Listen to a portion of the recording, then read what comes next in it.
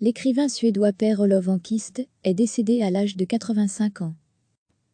Per Olof Enquist, une des figures marquantes de la littérature scandinave du XXe siècle, est décédé à l'âge de 85 ans, a annoncé ce dimanche sa famille à des médias suédois. Romancier, dramaturge, journaliste, essayiste, ses écrits ont été traduits dans des dizaines de langues, depuis L'œil de cristal publié en 1961, jusqu'au livre des paraboles en 2013.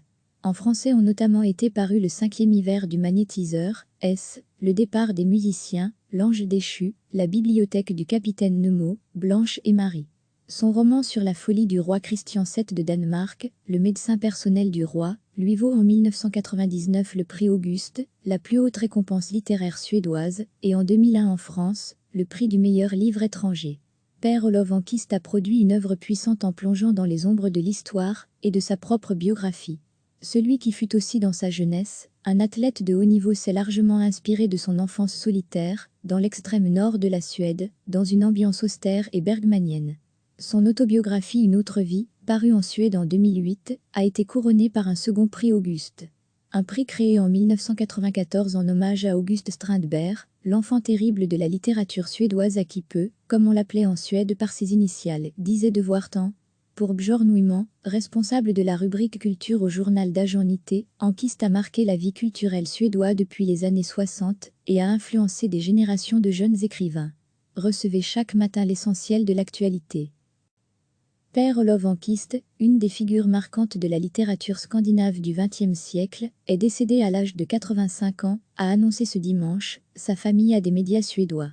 Romancier, dramaturge, journaliste, essayiste, ses écrits ont été traduits dans des dizaines de langues, depuis L'œil de cristal publié en 1961, jusqu'au livre des paraboles en 2013.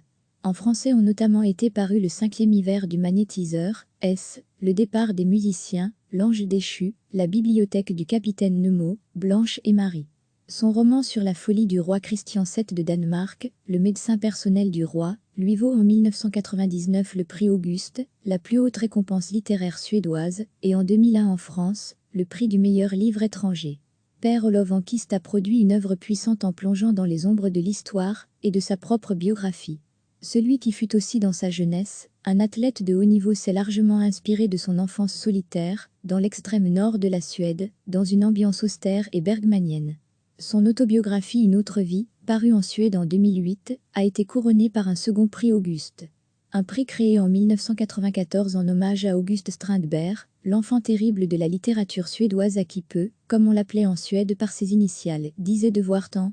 Pour Björn Ouiman, responsable de la rubrique culture au journal d'Agennité, Enquist a marqué la vie culturelle suédoise depuis les années 60 et a influencé des générations de jeunes écrivains. Cliquez sur s'abonner pour recevoir les dernières nouvelles.